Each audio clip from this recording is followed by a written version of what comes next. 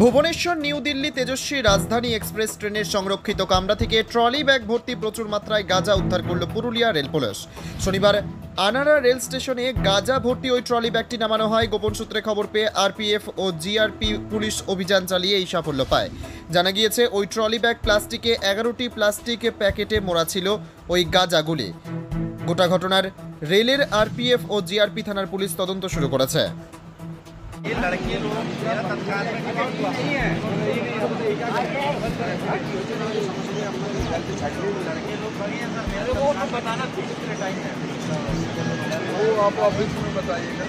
आधार card है मेरा father है, किसका नहीं है, किसका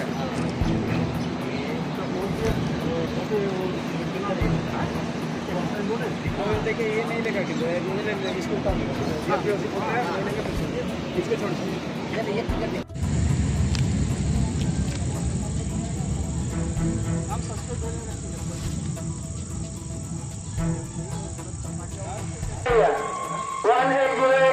राजू खड़क को पहले 2 नंबर